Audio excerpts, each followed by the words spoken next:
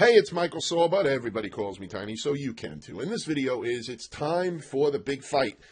No, not that one. I gotta finish the actual title. Plus 3 stocks to watch. This is stock market analysis for the week of August 28th, 2017.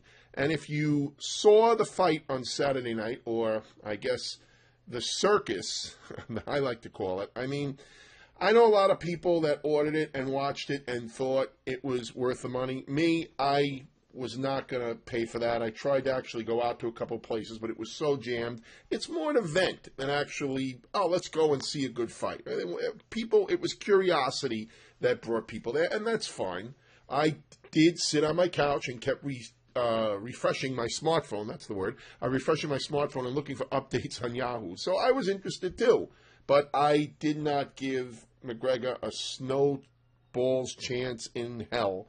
He had a shot to beat Mayweather, who I consider one of the top 3 boxers of all time. People disagree with me. I actually had a conversation with somebody who I respect greatly for their boxing knowledge. He puts Mayweather in the top 20, but definitely not in one of the elites, and that's okay. But I put him in top 3. I don't care about the defensive, and he runs and all that. It's a sport. Just like trading. Not really a sport per se, but, are you a chicken because you stop out? Are you a chicken because you don't take what you consider to be a prime setup? Just get in the market. Come on, give me a break. Would you be called running or defensive if that were the case? Well, guess what? A lot of people have been carried out of trading, out of the trading business, trying to be heroes and trying to stand up and be tough guys and girls. Okay? So, you know what? I'd rather be a defensive trader, just like Mayweather, 50-0, hundreds of millions of dollars, would rather be known as a defensive fighter. Okay, if you want intraday updates from me, hopefully not about MMA and boxing, but you never know, go to www.attackthemarkets.com. Put in your first name and your best email address, then hit the sign me up button. Go to the email you used to sign up and look for an email from me. There'll be a link in there you'll have to click in order to confirm that you actually want to receive things from me. There's all these evil bots going around the interwebs signing up. I don't know what they get out of signing up to these lists, so you have to confirm that you actually want to receive information. All right, let's take a look at the market here. So what is the fight I am referring to in the title? Well, it's the fight between the short-term bulls and short-term bears. Notice what I said, short-term. Okay, I'm not saying that this is it, this is make or break for the new bear market or anything like that. I'm not saying any of that, but we are at an inflection point. We broke this purple line, which I highlighted last week. Now we've come back and we're sitting at it. Okay, we kissed it. We're kissing it. Here's the 50-day in yellow. Here's the 20 EMA in red. What are we going to do from here? If we break last week's highs and we get initiative buying, we could see new highs, see if we can get up to that 250 level if we pop.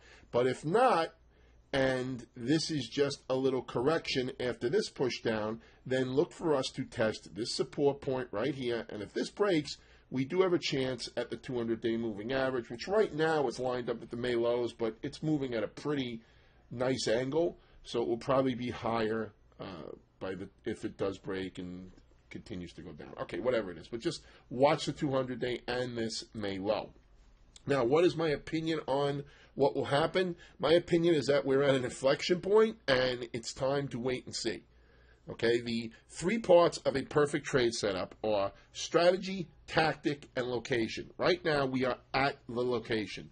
You have to have a good strategy and a good tactic to back it up. It's for another time. But this is the spot where stuff happens. Now, are we going to absolutely get a dynamic, big thrust up or big waterfall down? That I don't know. But more than likely, based on how the market has acted up until this point in history, we're not going to hang at this point for very long. So stay alert. We do have end of the month coming up and beginning of the new month, even though it's one day before Labor Day. That could influence inflows as well.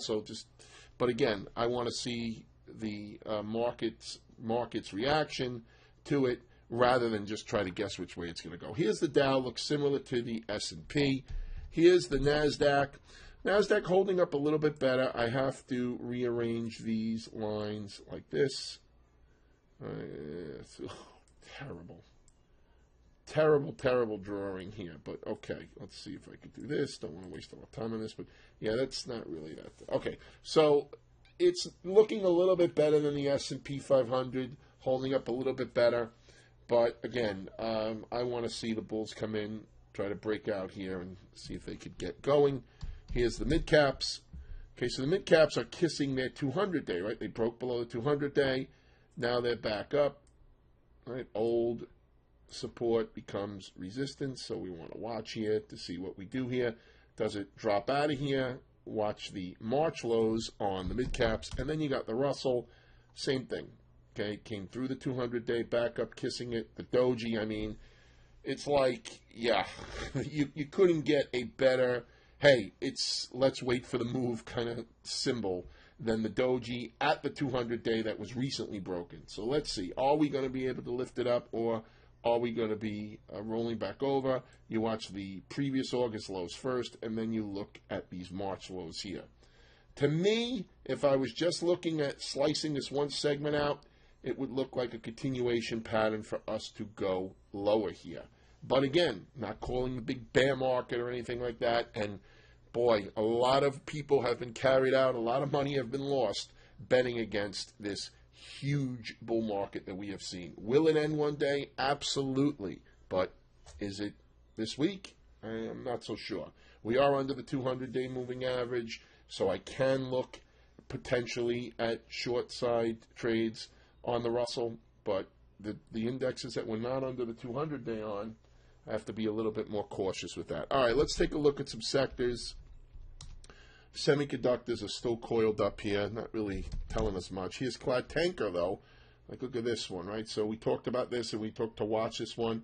Notice how it dipped down, but then came back up, but still never went out the other side of it. In my opinion, clad tanker still, now that it's decided to, hold on a second, I'm trying to move this here, and I can't. All right, very good. So I'm just going to screw up everything. Hang on, let's pause it.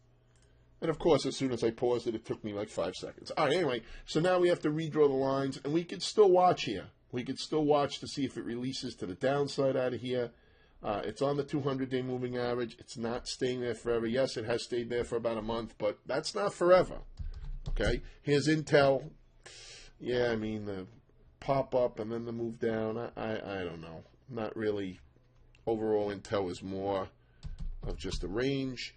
And NVIDIA showing good relative strength here. Could pull a couple of trend lines in here. Let's see what we do. See if it releases to the upside from here. Banks. Banks, banks, banks.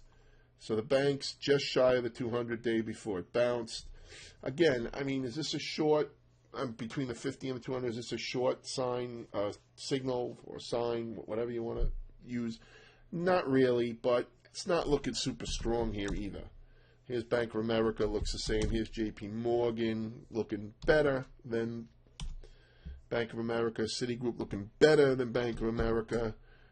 Bank of New York looking better than Bank of America. How about Northern Trust? And so Northern Trust popped up, but could not hold out of this little range, so we want to watch that.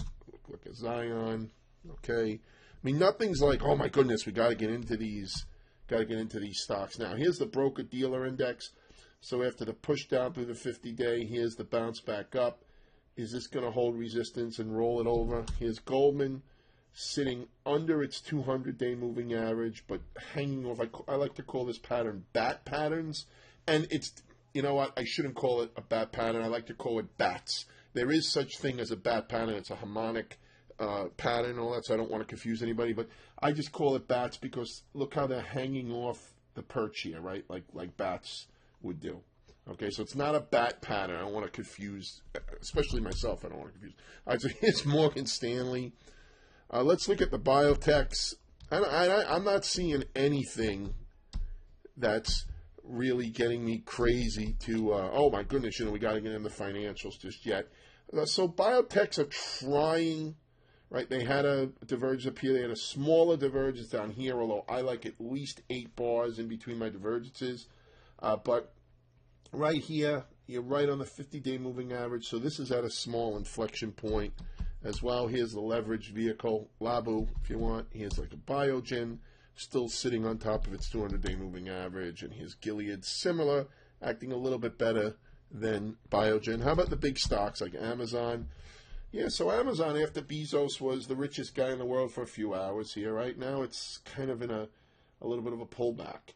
So you got support coming up here in 9.25, then you got the 200-day moving average. Watch Amazon. Apple, good relative strength. Google, still looks like this could be a topping pattern, short-term topping pattern, but there's a gap that's 894, we'll call it. Then you got the 200-day moving average. You want to watch that. The Facebook, still in what looks to be a bull flag. How about the Tesla? Well, Tesla is still triangulating around. Sent this out intra-week last week. And I got a question, where would be the entry on this? So an aggressive entry would be when it breaks the trend line. So you use about 364. A more conservative would be above this high here, so above 370. Okay? And it's still aggressive, by the way. Those are just a more conservative, aggressive entry, if that even makes freaking sense. I don't know if it does. Okay, Caterpillar, yeah, nice and strong still. Been watching Caterpillar and Deere. They're not big movers, but look at John Deere, though. Okay, now, so they're not big movers, so a big spike like this can really juice the volatility in this. Now, it held the 200-day so far. Want to wait to see how this sets up before making a decision on direction. Bonds continuing to creep up. A lot of people are calling for a big bond rally here. Maybe you do have a cup and handle like pattern here. So maybe it is going to break out. Maybe bonds are going to rally. Maybe that'll put some pressure on stocks. Just remember that it is not a perfect correlation when bonds go up, stocks go down, or perfect inverse correlation, whatever it is. Sometimes they actually move together. Here's gold. So gold is coiling up here. See if it can bust over 124. And of course, I always mention him, but my friend Mike Swanson says people don't really get involved in the gold miners until they get over 24. It looks like there is a potential for that to happen. It's kind of creeping up, though, to that level. Then finally, we're going to use oil. And oil remains between the 50 and the 200-day moving average. Also coiled up. Let me move my coil to here and see, does it release down from the 50-day or does it release out and head up to the 200-day moving average? So recap and then the three stocks. We are at an inflection point. It is the end of summer, end of the month. Will we see buying pressure come in? Will we see money inflows? Let's watch last week's highs to see that. If Friday's low gets taken out and we get some selling pressure, look for a retest of the previous lows in August, and then we have this horizontal support down here, the 240, call it 240.50, something like that, and then you got the 200-day moving average. All right, three stocks to watch this week. The first one is Verizon. So Verizon is at the 200-day moving average after, looks like it put a nice hard low at 43. It's come up. It's going around the 200-day moving average. Let's see if it can release above 49 and try to test this high up here towards 51. Second stock to watch is Avery Dennison Corp. AVY, nice triangle. See if it releases and can get to 100. And finally, Expeditors International of Washington, EXPD. Okay, it is in a coil here. Let's see if it can release one way or the other. I think there's pressure from above because we have the gap and we have a down-sloping moving averages. But again, the coil says wait and see. But if this does release to the downside, look for a move down to 52. Questions, Tiny at attackthemarkets.com. Don't forget to like this video. And don't forget to sign up to the list to get intra-week updates. Have a great trading week. I will talk to you in next week's video.